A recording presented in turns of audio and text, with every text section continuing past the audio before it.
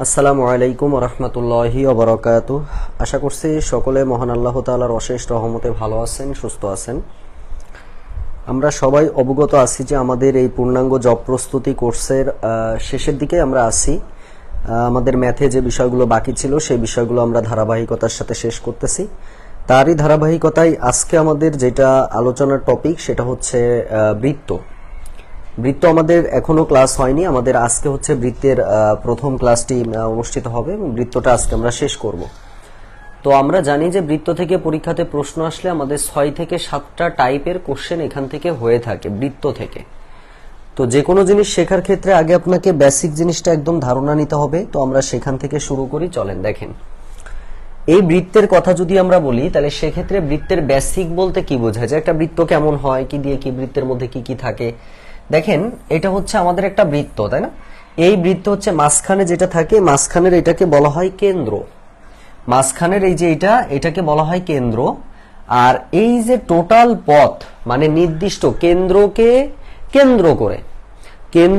কেন্দ্র করে সমদূরবর্তী মানে নির্দিষ্ট দূরত্ব বজায় রেখে বিন্দু চলার যে পথ সেটাকে আমরা বলি পরিধি।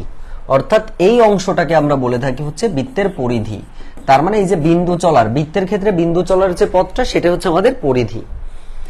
আর এই কেন্দ্র থেকে পরিধির উপরে যে কোনো দূরত্ব যে এখান থেকে এইটুকু হতে পারে, এখান থেকে এটা, এখান থেকে এটা, এখান থেকে এটা, যেভাবে আপনি নেন না কেন, ওই দূরত্বটাকে আমরা সাধারণত বলে থাকি কি বলেন তো?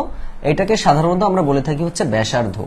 এটাকে সাধারণত বলা হয় আমাদের কি ব্যাসার্ধ বলা হয়। এটাকে বলা হবে কি ব্যাসার্ধ বলা হয়। একটু কেউ থাকলে অবশ্যই রেসপন্স করবেন ক্লাসে। তাহলে এটা হচ্ছে ব্যাসার্ধ গেল, এটা হচ্ছে পরিধি গেল। আর ব্যাসার্ধকে আপনি যদি 2 দিয়ে গুণ করেন মানে ব্যাসার্ধের দ্বিগুণ অংশকে বলা হয় ব্যাস। অর্থাৎ এইখান থেকে শুরু করে এই পর্যন্ত এটা আর এই দুইটা, এই টোটালটাকে আমরা বলে থাকি হচ্ছে ব্যাস। টোটালটাকে আমরা কি বলে থাকি বলেন তো? ব্যাস বলে থাকি। আর জ্যাটা কি জিনিস? জ্যা হচ্ছে পরিধির উপরে যে কোনো দুই বিন্দু, পরিধির উপর যে কোনো দুই বিন্দুর মধ্যবর্তী যে দূরত্ব, এই দূরত্বটাকেই আমরা বলে থাকবো হচ্ছে জ্যা। এই দূরত্বটাকে আমরা বলে থাকবো হচ্ছে জ্যা। দেখেন সবাই বুঝছেন কিনা। তাহলে বেসিক জিনিসটা আমরা কিভাবে বুঝলাম, যে আমাদের কেন্দ্রটা একদম নির্দিষ্ট মাঝখানে একদম যে ফোঁটাটা ওইটা হচ্ছে কেন্দ্র। ওই কেন্দ্র থেকে পরিধির উপরে যে কোনো দূরত্ব হচ্ছে ব্যাসার্ধ। ব্যাসার্ধের দ্বিগুণটাকে আমরা বলে থাকি ব্যাস, অথবা কেন্দ্রগামী যে জ্যা সেটাকে আমরা বলে থাকি ব্যাস। আর জ্যা হচ্ছে বৃত্তের পরিধির উপরে যে কোনো দুই বিন্দুর মধ্যবর্তী যে সংযোগ রেখা সেটাকে আমরা বলে থাকি হচ্ছে জ্যা। আর বৃত্তচাপ কোনটা? পরিধির উপরে যে কোনো অংশ। ধরেন আপনি এখান থেকে এইটুকু কাটলেন, এই যে এই অংশটাকে আমরা বলে থাকবো হচ্ছে চাপ। এটাকে আমরা বলে থাকবো হচ্ছে চাপ বলে থাকি। তাহলে এই যে যে বিষয়গুলা, এই বেসিক অংশটা যদি আপনারা বুঝে থাকেন একটু জানাবেন যে ক্লিয়ার কিনা। এটা একদম ম্যাথের কি বলেন তো বেসিক। আচ্ছা, তাহলে ব্যাস এবং জ্যা কি কখনো একই হতে পারে? দারুণ একটা প্রশ্ন করেছেন। দেখেন ব্যাস আর জ্যা, একটা জ্যা কিন্তু আপনার ব্যাস হতে পারে যদি সেটা কেন্দ্র দিয়ে যায়। যদি সেটা কেন্দ্র দিয়ে যায়, এক কথায় বৃত্তের বৃহত্তম জ্যাই কিন্তু ব্যাস। তার মানে জ্যা ব্যাস হতে পারে ভাই। জ্যা ব্যাস হতে পারে না? অবশ্যই পারে। এই যে এখান থেকে এই যে পরিধির উপরে যে কোনো দুটো বিন্দু দূরত্বই তো আপনার ব্যাস জ্যা ছিল। তার মানে এটা কিন্তু একটা জ্যা। আর এই জ্যাটাই আপনার ব্যাসার্ধ। জ্যা ব্যাস হতে পারে ভাই, জ্যা ব্যাস হতে পারে। কখন হবে? যদি কেন্দ্র দিয়ে যায়। কেন্দ্র দিয়ে না গেলে সেটা ব্যাস হবে না, সেটা জ্যাই থাকবে। তার মানে সকল ব্যাস আপনি জ্যা বলতে পারবেন না, কিন্তু সকল জ্যাকে আপনি বলতে পারবেন। এটাই হচ্ছে আমাদের মূল বিষয়। আশা করছি এখন ক্লিয়ার ভাবে বুঝতে পারছেন। তাহলে আমাদের অবশ্যই ব্যাস আর জ্যা এক হতে পারে। এটা এই যে এইটাকে আপনি যদি কেন্দ্র দিয়ে চিন্তা করেন, বৃত্তের বৃহত্তম জ্যাকে আমরা সাধারণত ব্যাস বলে থাকি। এবার আসেন, এখান থেকে আমাদের যে অংশটা দরকার সেটা হচ্ছে এখান থেকে আমাদের 2-3টা সূত্র খুব বেশি জরুরি। কি কি জরুরি আমরা একটু দেখে ফেলি। যেমন 1 নম্বর সূত্র হচ্ছে পরিধি। পরিধির সূত্রটা আমাদের হচ্ছে 2πr। পরিধির সূত্র হচ্ছে 2πr। ব্যাসের সূত্র হচ্ছে 2r। ব্যাসের সূত্র হচ্ছে 2r। আর ক্ষেত্রফলের সূত্র হচ্ছে πr²। ক্ষেত্রফলের সূত্র হচ্ছে πr²। এই 3টা রুল আমাদেরকে মনে রাখতে হবে, ঠিক আছে? ম্যাথ করার ক্ষেত্রে এই 3টা রুলস আমাদের খুব বেশি কাজে দিবে, খুব বেশি কাজে দিবে। ওকে, আচ্ছা, এখন আসেন এই বৃত্তের উপরে যে টাইপের কোশ্চেনগুলো আসতে পারে আমরা সেই সুন্দর করে সেই জিনিসগুলো শিখব। এবার আমরা মূল ম্যাথের মধ্যে ঢুকতেছি, ঠিক আছে? এবার আমরা মূল ম্যাথের মধ্যে প্রবেশ করতেছি, সবাই খেয়াল করেন। আমাদের বলা হয়েছে যে ভাই কেন্দ্রস্থ কোণ আর বৃত্তস্থ কোণ টাইপটা কি। দেখেন, এটা হচ্ছে আমাদের একটা বৃত্ত, এই বৃত্তের যে কেন্দ্র হচ্ছে এইটা। ধরেন আমরা একটা সুন্দর করে চিত্র আঁকতেছি, এই যে ধরেন এটাকে আমরা নাম দিচ্ছি এ বি সি, এই মাঝখানেরটার নাম আমরা ও দিলাম। খুব মনোযোগ। এই বি এ সি কোণে যে এই কোণটাই, যে এই কোণ বি এ সি কোণ, এই বি এ সি কোণ যেটা, এই কোণটাকে সাধারণত বলা হবে বৃত্তস্থ বা পরিধিস্থ কোণ। বৃত্তস্থ বা পরিধিস্থ কোণ বলা হবে, বৃত্তস্থ বা পরিধিস্থ কোণ বলা হবে এই কোণটাকে। আর কেন্দ্রে যে কোণটা উৎপন্ন হয় সেটাকে বলা হয় কেন্দ্রস্থ কোণ। এখন আপনাকে যদি একটা প্রশ্ন করি, বলেন তো ভাই বোন, কেন্দ্রস্থ কোণটা বড় নাকি বৃত্তস্থ কোণ বড়? একটু বলেন তো কোন কোণটা বড় হতে পারে? কোন কোণটা বড় হতে পারে শুধু এইটুকু বলেন যে ভাই আমার এখানে এই কোণটা বড়, মানে দেখে বলেন। অবশ্যই আপনি বলবেন যে ভাই এটা কেন্দ্রস্থ কোণ বড়। দেখেন কেন্দ্রের যে কোণটা এটা কিন্তু বড় কোণ, এই জন্য এটাকে আমরা কেন্দ্রস্থ কোণ বড় বলে থাকি। আর এটা হচ্ছে আমাদের বৃত্তস্থ কোণ, বৃত্তস্থ বা পরিধিস্থ কোণ। এখন যখন ম্যাথ করবেন খেয়াল করেন, কেন্দ্রস্থ যদি বের করতে দেয় এটা বড় হবে না? তার মানে সেক্ষেত্রে যদি কেন্দ্রস্থ কোথাও বের করতে দেয় তাহলে আমাদের সূত্রটা হচ্ছে 2 ইন্টু বৃত্তস্থ, 2 ইন্টু বৃত্তস্থ। আর যদি আমাদের বৃত্তস্থ বের করতে দেয় তাহলে সেক্ষেত্রে মনে রাখবেন কেন্দ্রস্থ বাই 2, কেন্দ্রস্থ বাই 2, কেন্দ্রস্থ বাই 2। দেখেন এইবার আমরা ম্যাথ করতে পারবো। তার মানে আমাদের এখানে কি বলছে যে আমাদের কেন্দ্রস্থ কোণ যদি বের করতে দেয় তাহলে বৃত্তস্থ কোণের মানের সাথে 2 গুণ করলে আমরা কেন্দ্রস্থ পাবো। আর বৃত্তস্থ পাবো কখন? যখন কেন্দ্রস্থ কোণের মানকে আপনি 2 দিয়ে ভাগ করবেন তখন আপনি বৃত্তস্থ কোণ পাবেন। যেহেতু বৃত্তস্থ কোণ ছোট মানে অর্ধেক হয়ে যাবে, আর কেন্দ্রস্থ কোণ যেহেতু বড় তার মানে কেন্দ্রস্থ কোণ দ্বিগুণ হয়ে যাবে। সহজ হিসাব। এবার চলেন আমরা একটু ম্যাথের মধ্যে ঢুকি, এখান থেকে আমাদের ম্যাথটা একটু দেখি। ধরেন আমাদেরকে একটা প্রশ্ন দিয়েছে, সবাই খেয়াল করেন। প্রশ্ন বলছে একটি বৃত্তের একটি চাপের উপর একটি বৃত্তের একই চাপের উপর দণ্ডায়মান, একই চাপের উপর দণ্ডায়মান, একই চাপের উপর দণ্ডায়মান পরিধিস্থ কোণের মান হচ্ছে 40 ডিগ্রি। পরিধিস্থ কোণ হচ্ছে 40 ডিগ্রি হলে কেন্দ্রস্থ কোণ কত? হলে কেন্দ্রস্থ কোণ কত? আচ্ছা, আমরা একটু অ্যান্সার করার চেষ্টা করব যে এটার অ্যান্সারটা আমাদের কত আসবে। সবাই বলেন তো এটার অ্যান্সারটা আমাদের কত আসতে পারে? একটি বৃত্তের একই চাপের উপর দণ্ডায়মান পরিধিস্থ কোণ যদি 40 ডিগ্রি হয় তাহলে আমার প্রশ্নে বলা হয়েছে যে এখানে কেন্দ্রস্থ কোণটি কত হবে। বলা হয়েছে এখানে কেন্দ্রস্থ কোণটি কত হবে। অলরেডি আমরা দেখতে পাচ্ছি আপনারা 80 ডিগ্রি লিখতেছেন, মানে এটা যেহেতু পরিধিস্থ কোণ হচ্ছে 40 ডিগ্রি, তাহলে 40 ডিগ্রি এর সাথে যখন আপনি 2 গুণ করবেন তখন 40 দুগুণে কি পাবেন? 80 ডিগ্রি। এই 80 ডিগ্রি হচ্ছে আমাদের ম্যাথের অ্যান্সার। যদি প্রশ্নটা উল্টাটা থাকতো যে একটি বৃত্তের একই চাপের উপর দণ্ডায়মান কেন্দ্রস্থ কোণের মান ধরেন এখন দিয়েছে ধরেন 120 ডিগ্রি, তাহলে কেন্দ্রস্থ যদি 120 ডিগ্রি হয় তাহলে আপনাদের কাছে যদি প্রশ্ন বলা হয় যে বৃত্তস্থ কোণ কত, আপনারা বলেন তো ভাই তাহলে বৃত্তস্থ কোণ কত? বৃত্তস্থ কোণ কত? তাহলে আপনারা আমাকে একটু বলে দিবেন যে ভাইয়া বৃত্তস্থ কোণ হচ্ছে এত। একটু বলেন দেখি, একটু বলেন। তাহলে বৃত্তস্থ কোণ যখন আমাদেরকে বের করতে দিবে তখন সেক্ষেত্রে আপনারা এই ম্যাথটা এইভাবে করে ফেলবেন। এইবার আসেন ভাই, এখান থেকে আমাদের বিসিএস এ কিন্তু প্রশ্ন আসে, কিন্তু বিসিএস এর প্রশ্ন কি আপনার এরকম ললিপপ মার্কা কোশ্চেন আসবে? না। বিসিএস এর প্রশ্নটা কিভাবে আসে সেই জিনিসটা আমরা একটু শিখবো, খুব মনোযোগের সাথে শিখবো আমরা। দেখেন এখান থেকে বিসিএস এর প্রশ্নটা কেমন হয়। বিসিএস এ যখন প্রশ্ন আমাদেরকে দিবে তখন একটু অ্যাডভান্স লেভেল অবশ্যই থাকবে সেইখানে। দেখেন তখন আমরা বিসিএস এর প্রশ্নটাই সলভ করে আমাদের যেটা ছিল হচ্ছে 43তম বিসিএস এর প্রশ্ন ছিল। সেখানে একটা চিত্র ছিল, চিত্রটা আগে ফলো করি আমরা। চিত্রটা কেমন ছিল সবাই একটু খেয়াল করেন।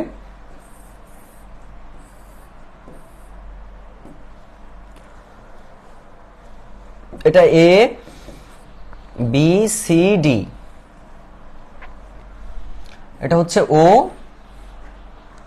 এটা হচ্ছে আমাদের 108 ডিগ্রি, 108 ডিগ্রি।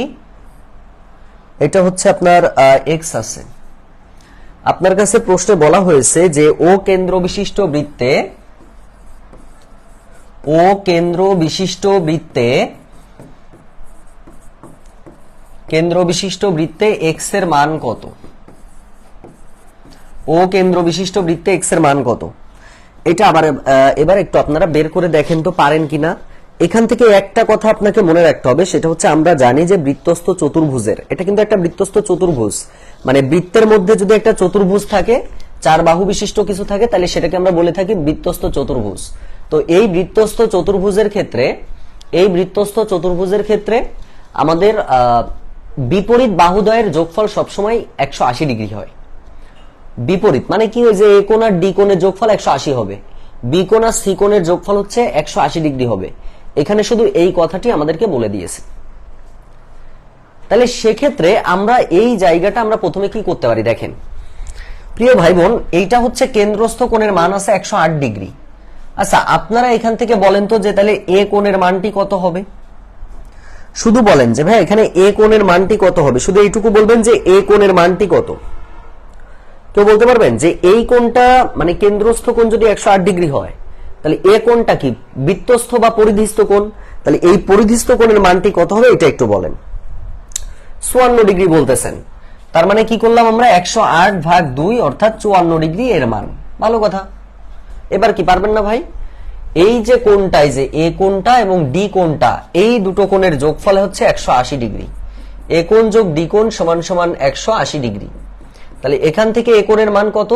এ কোণের মান আপনার বের করেছেন সেটা 54 ছিল। 54 প্লাস ডি কোণ সমান সমান 180 ডিগ্রি, যেখান থেকে ডি কোণ সমান সমান পাবো আমরা 180 মাইনাস 54, তার মানে 4 কত হলে 10 হয়, 6 হলে হাতে 1 6 2 অর্থাৎ 126 ডিগ্রি। এই 126 হচ্ছে আমাদের ম্যাথের অ্যান্সার। ভাই তাহলে কেন্দ্রস্থ বৃত্তস্থ থেকে যদি প্রশ্ন পরীক্ষাতে আসে আমাকে একটু লিখে দিবেন যে ভাইয়া টিডি মানে হচ্ছে এই কেন্দ্রস্থ বৃত্তস্থ, আপনি টোটাল ভাবে বুঝতে পেরেছেন।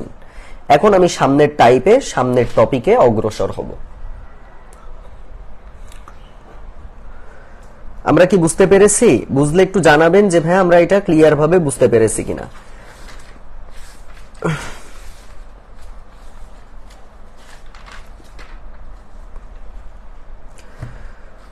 দ্রুত বলে ফেলতে হবে যে আমরা এটা ক্লিয়ার ভাবে বুঝলাম কিনা।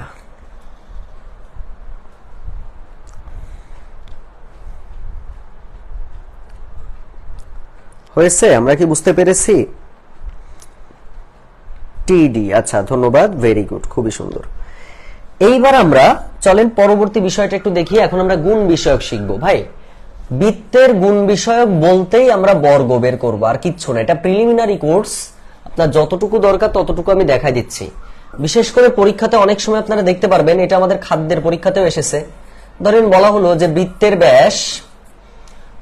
ব্যাস 4 গুণ বৃদ্ধি পেলে, 4 গুণ বৃদ্ধি পেলে, বৃত্তের ব্যাস 4 গুণ বৃদ্ধি পেলে এর ক্ষেত্রফল কত গুণ বৃদ্ধি পাবে?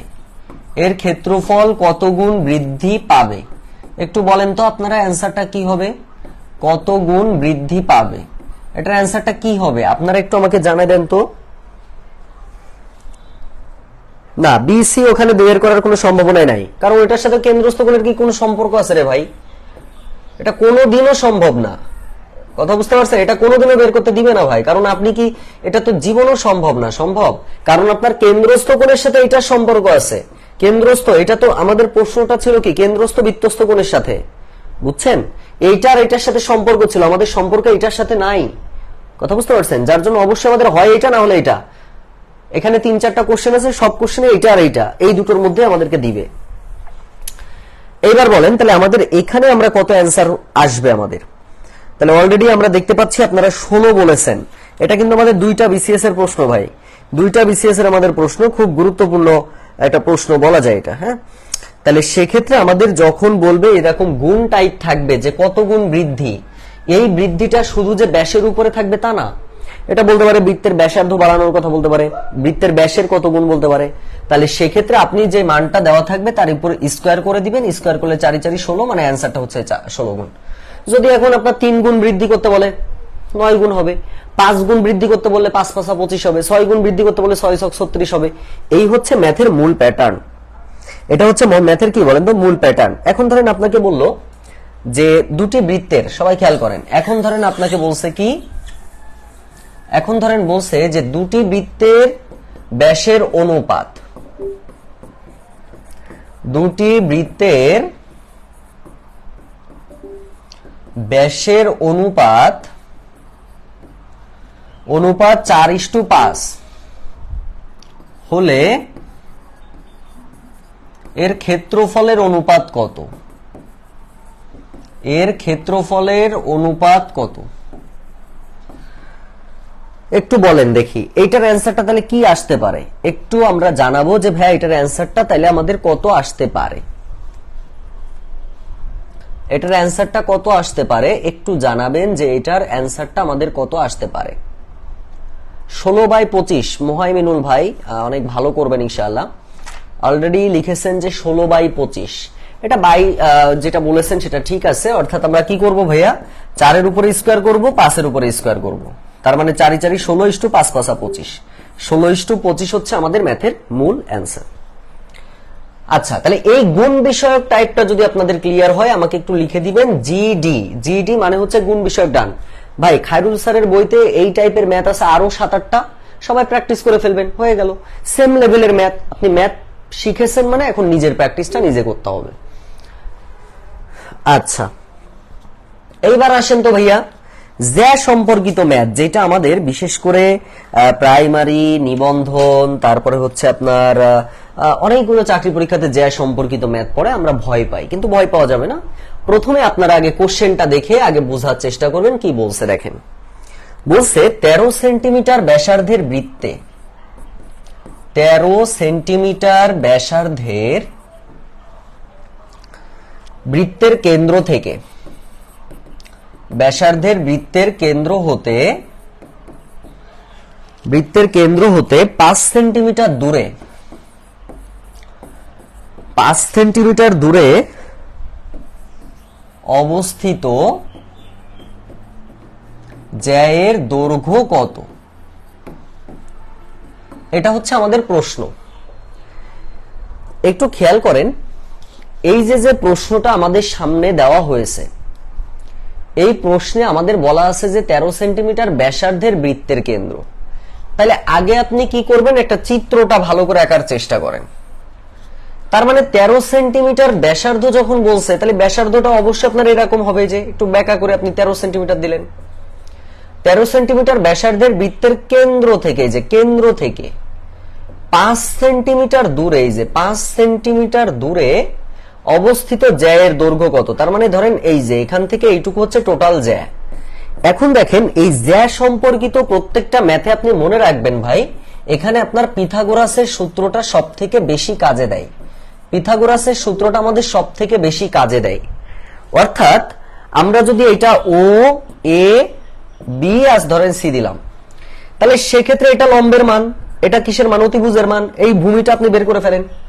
তা আমরা কি জানি যে পিথাগোরাসের সূত্র অনুযায়ী অতিভুজ স্কয়ার সমান সমান লম্ব স্কয়ার যোগ ভূমি স্কয়ার, এটা আমরা সবাই জানি। তাহলে সেই ক্ষেত্রে আপনি এখান থেকে কি বের করবেন? ভূমি। তার মানে ভূমি স্কয়ার সমান সমান পাবেন কি? ভূমি স্কয়ার সমান সমান পাবেন অতিভুজ স্কয়ার মাইনাস লম্ব স্কয়ার।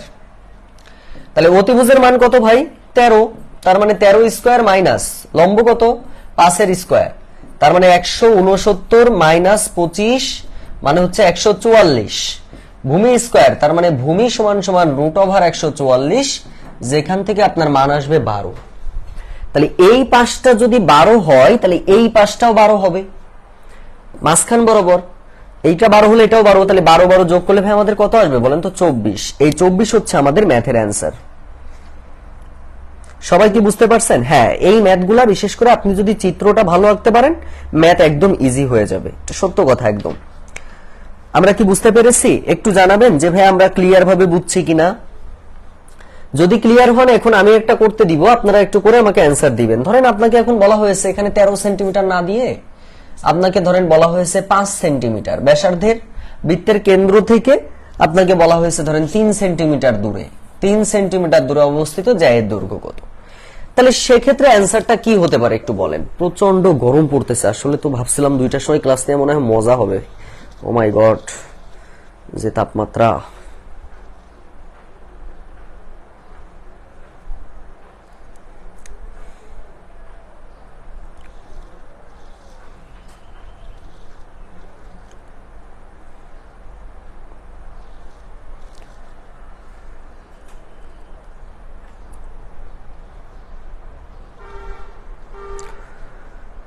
আমরা দ্রুত ভাইকে বলে দিব যে এটার অ্যান্সারটা আমাদের কত আসতেছে।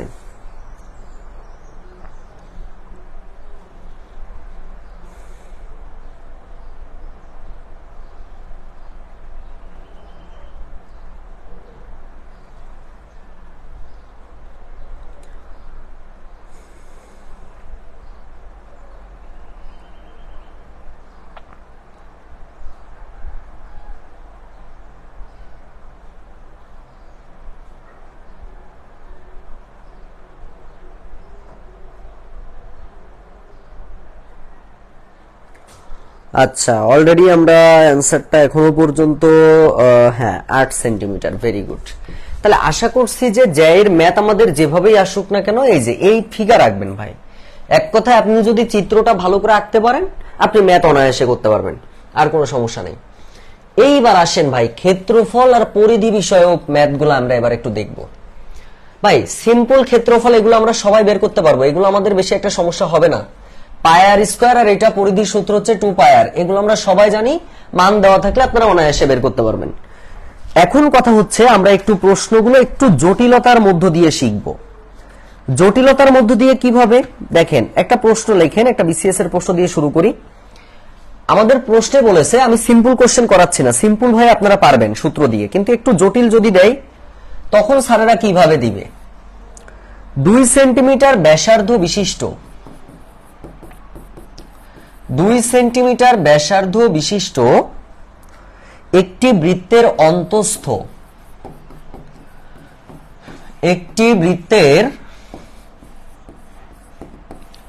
অন্তঃস্থ একটি বর্গক্ষেত্র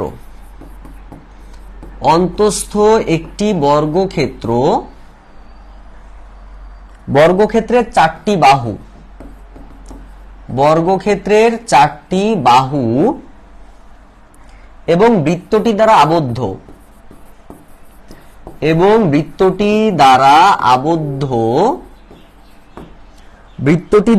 আবদ্ধ অঞ্চলের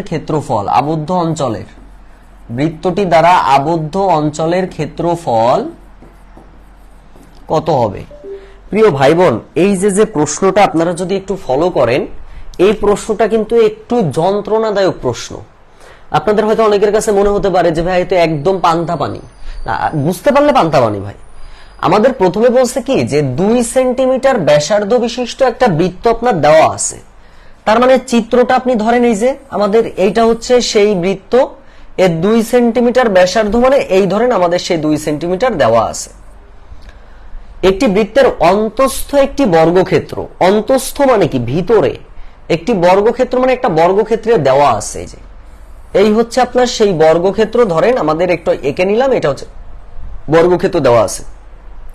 বলছে অন্তঃস্থ একটি বর্গক্ষেত্রের 4টি বাহু এবং বৃত্তটি দ্বারা আবদ্ধ অঞ্চলের ক্ষেত্রফল কত।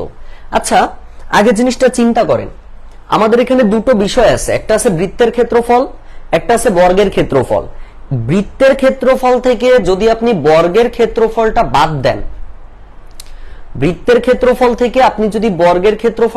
দেন, তাহলে সেক্ষেত্রে আপনি আবদ্ধ অঞ্চলের ক্ষেত্রফল পাবেন, রাইট? আবদ্ধ অঞ্চলের ক্ষেত্রফল পাবেন এই যে মানে এই অংশ, এই অংশ, এই অংশ, এই অংশ, এই চারিপাশের আবদ্ধ অঞ্চলের ক্ষেত্রফল পাবেন।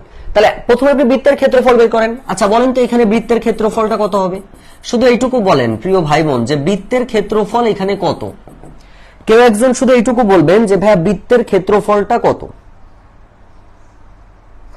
বৃত্তের ক্ষেত্রফলটা কত, শুধু এইটুকু আমাকে বলবেন যে ভাই বৃত্তের ক্ষেত্রফল কত।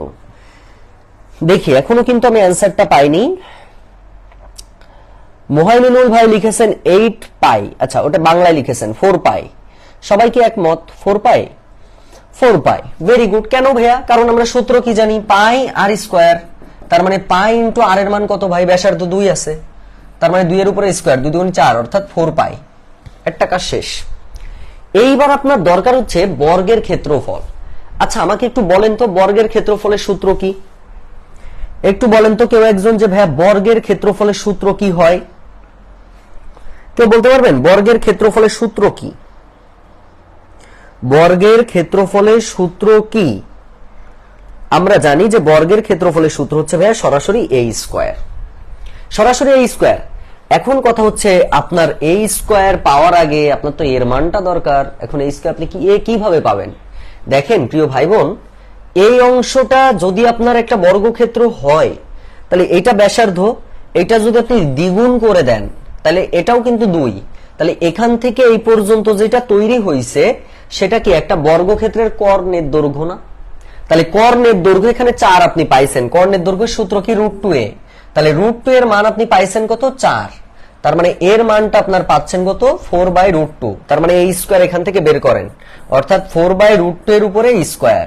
তার মানে 4 4 16 মাইনাস 2 কাটাকাটি করলে ভাই 8 হয়, 8। তাহলে আপনি 8 পেয়ে গেছেন। এটা হচ্ছে বর্গের ক্ষেত্রফল। তাহলে বৃত্তের ক্ষেত্রফল থেকে আপনি যদি বর্গের ক্ষেত্রফলটা বাদ দিয়ে দেন তাহলে সেক্ষেত্রে আপনি আবদ্ধ অংশের ক্ষেত্রফল পাবেন। অর্থাৎ আমাদের কি থাকবে? 4 পাই মাইনাস 8। এই যে বৃত্তের ক্ষেত্রফল থেকে আপনি বর্গক্ষেত্রটা বাদ দিলে আমরা অ্যান্সারটা পাচ্ছি কত? 4 পাই মাইনাস 8। সুতরাং ম্যাথটির অ্যান্সার হলো 4 পাই মাইনাস 8। এটাই অ্যান্সার।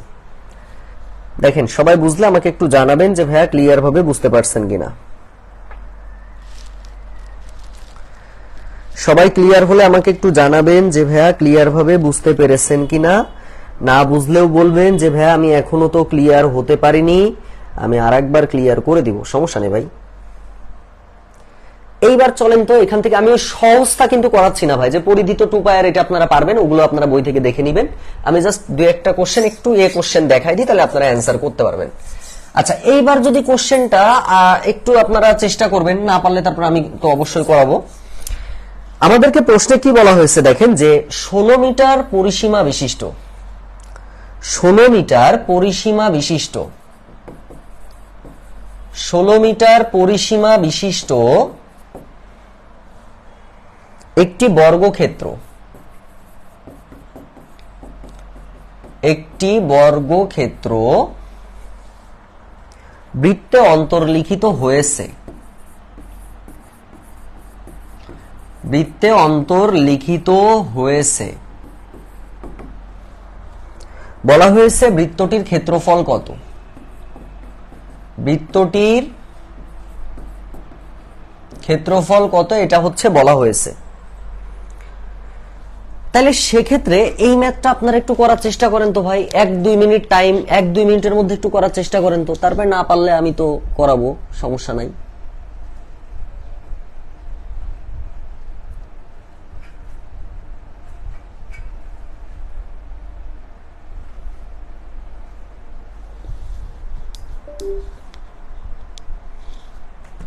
এটা একটু করার চেষ্টা করেন সবাই।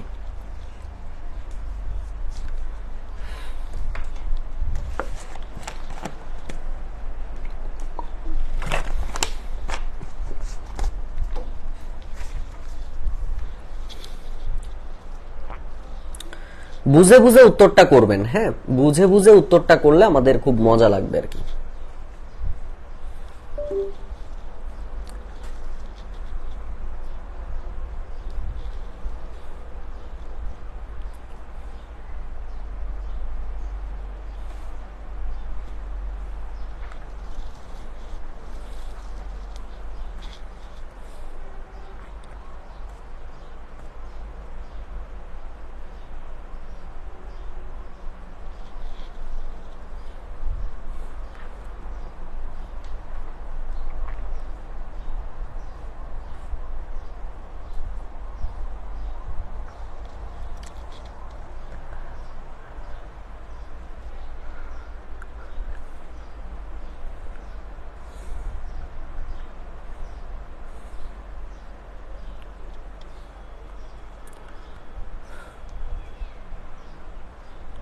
আচ্ছা, এখনো কিন্তু আপনারা কেউ রেসপন্স করার চেষ্টা করেননি।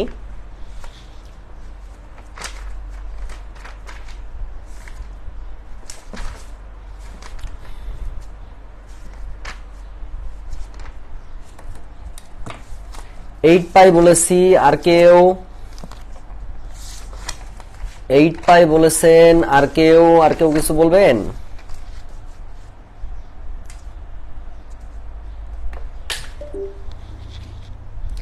সবাই কি একমত?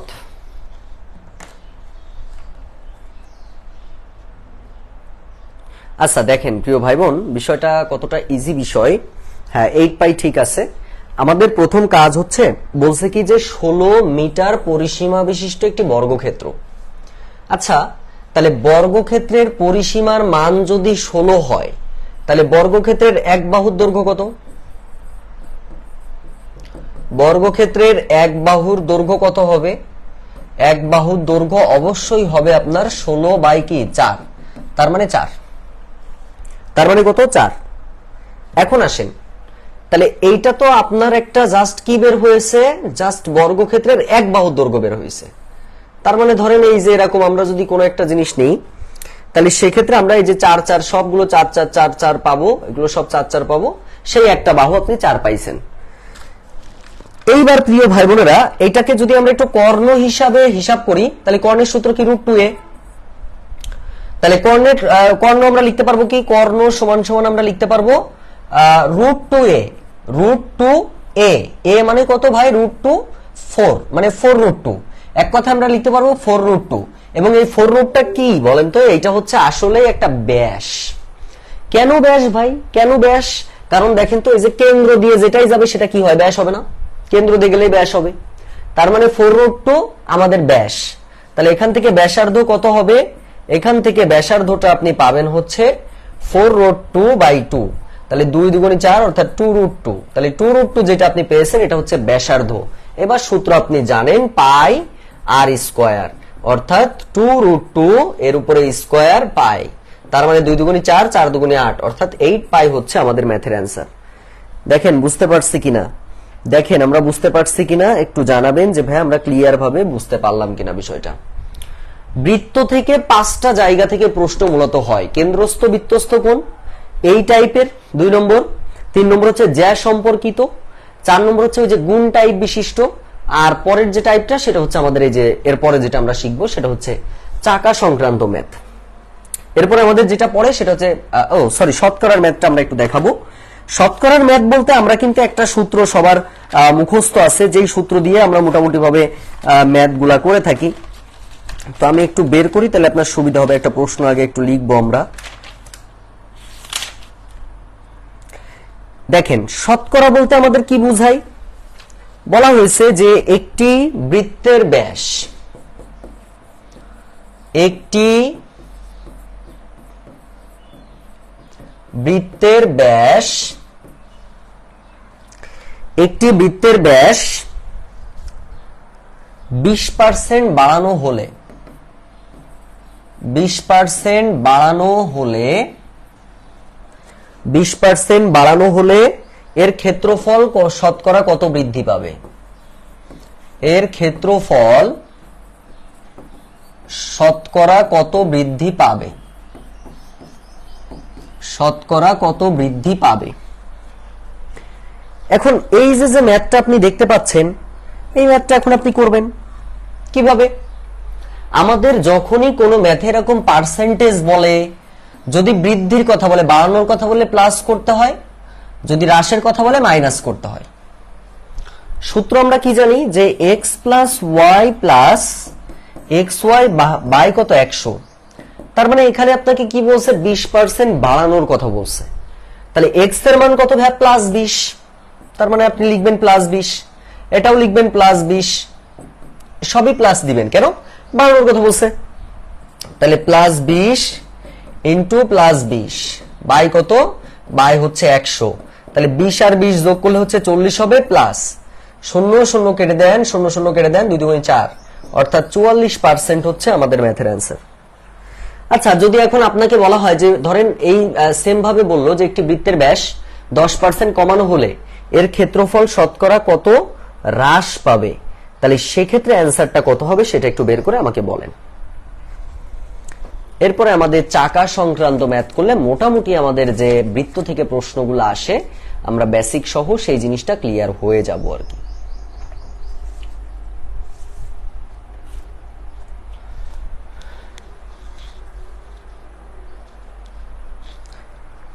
একটু বলবো আমরা, দেখি আমাদের অ্যান্সারটা কত হতে পারে। যদি আমাদের 10% এর কথা বলে তাহলে সেক্ষেত্রে আমাদের অ্যান্সারটা কত হতে পারে? 10% কিন্তু হ্রাস করবেন।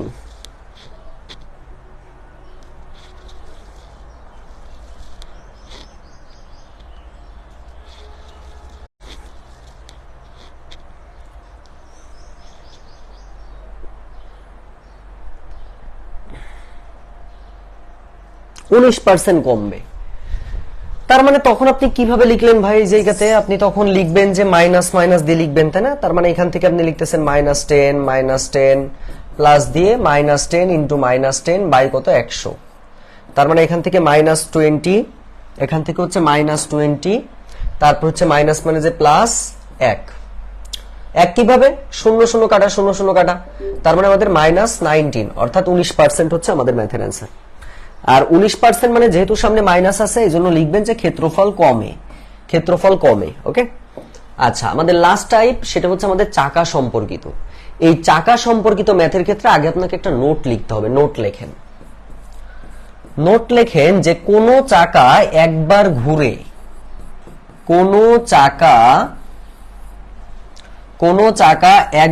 ঘুরে তার পরিধির সমান দূরত্ব অতিক্রম করে। একবার ঘুরে তার পরিধির সমান দূরত্ব অতিক্রম করে।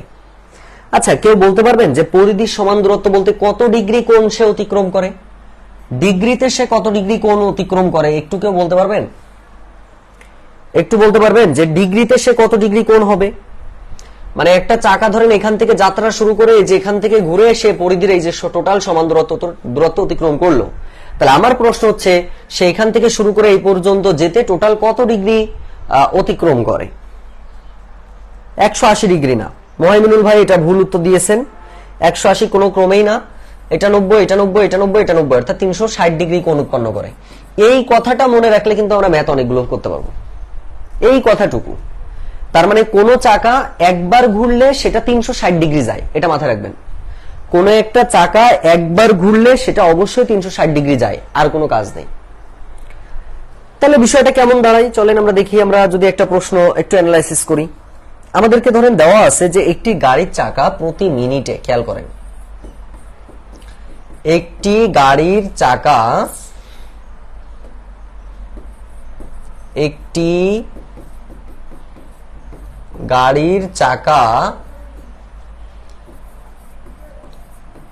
প্রতি মিনিটে 12 বার ঘুরে। বলা হয়েছে চাকাটি প্রতি 5 সেকেন্ডে কত ডিগ্রি ঘুরবে?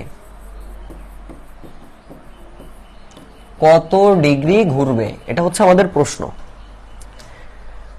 তো দেখেন প্রিয় ভাই বোন, এইগুলো আসলে খুব ইজি ভাবে করা যায়, এটা আহামরি অনেক বেশি জটিলতা কাজ করে না। সেটা হচ্ছে আমাদের প্রথমে বলছে একটি গাড়ির চাকা প্রতি মিনিট, তাহলে মিনিট বলতে আপনি কত সেকেন্ড বোঝেন? 60 সেকেন্ড। তাহলে 60 সেকেন্ডে ঘুরে হচ্ছে কতবার? 60 সেকেন্ডে ঘুরে হচ্ছে 12 বার।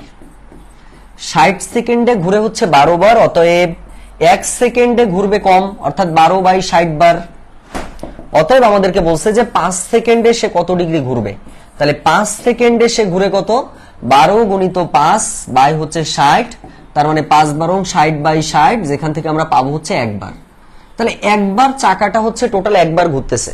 যদি প্রশ্ন বলতো যে কত বার ঘুরে, আপনার তখন অ্যান্সার দিতেন একবার, কিন্তু কোশ্চেনে বলছে যে কত ডিগ্রি ঘুরবে, তাহলে ডিগ্রি বলার কারণে একবার, আর একবার সমান সমান আমরা জানি যে 360 ডিগ্রি ঘুরবে। ক্লিয়ার সবাই?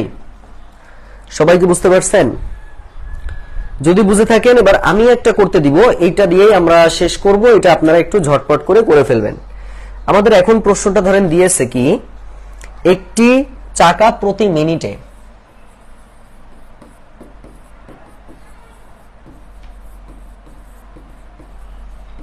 একটি চাকা প্রতি মিনিটে ৮০ বার ঘুরে ৮০ বার ঘুরে প্রতি সেকেন্ডে চাকাটি কত ডিগ্রি ঘুরবে? প্রতি সেকেন্ডে চাকাটি কত ডিগ্রি ঘুরবে? এটা আপনারা একটু সবাই করে আমাকে অ্যান্সার করলে আমরা আজকের মতো কমপ্লিট করব। আগামীকালকে আমাদের হচ্ছে ঘন জ্যামিতির ক্লাসটা ইনশাআল্লাহ নিব। ঘন জ্যামিতি বলতে কোন বেলন, তবে ওটা নিতে বেশি সময় লাগবে না ভাই, ওগুলো জাস্ট সূত্র জানলে ওটা আপনি এমনিই পারবেন। যে বেলনের আয়তনের সূত্র নির্ণয়, বেলনের ক্ষেত্রফল নির্ণয়ের সূত্র, কোনকের আয়তন নির্ণয়ের সূত্র, কোনকের ক্ষেত্রফল নির্ণয়ের সূত্র, এইগুলো আপনি সূত্র যে যত ভালো পারবেন সে তত ভালো করে ঘন জ্যামিতিটা পারবেন। সহজ বিষয়, জটিল কোনো কথাবার্তা নাই। কথা বুঝতে পারছেন? এটা হচ্ছে বিষয়। তো এই হচ্ছে আমাদের মূল কথা। 480 আপনারা বলেছেন। আমাদের যে অংশগুলো বাকি আছে আমি যদি তো আপনাদেরকে একটু রিভাইজ দিই যে আমাদের কি কি বাকি আছে। দেখেন, আমাদের আর বাকি থাকতেছে ঘন জ্যামিতি, আমাদের বাকি আছে নল চৌবাচ্চা, আমাদের বাকি আছে ভেন চিত্র, আমাদের বাকি আছে গতিবেগ বা দূরত্ব ট্রেনের ম্যাথ, আর আমাদের বাকি আছে সমাবেশ, আর সর্বশেষ আমাদের বাকি আছে হচ্ছে লাভ ক্ষতি। সর্বশেষ আমাদের বাকি আছে হচ্ছে লাভ ক্ষতি। তো আমাদের দেখেন আজকে যে ক্লাসটি নিলাম, আশা করব যে আপনারা সবাই বিষয়টা একদম ক্লিয়ার ভাবে বুঝতে পেরেছেন। তো আজকে আমরা এই পর্যন্তই। আগামীকালকে আমাদের আবার ক্লাস হবে ইনশাআল্লাহ। 2টা 15 মিনিট আমাদের ক্লাস শুরু হবে। তো সবাই ভালো থাকবেন, দোয়া করবেন। আসসালামু আলাইকুম ওয়া রাহমাতুল্লাহি ওয়া বারাকাতুহু।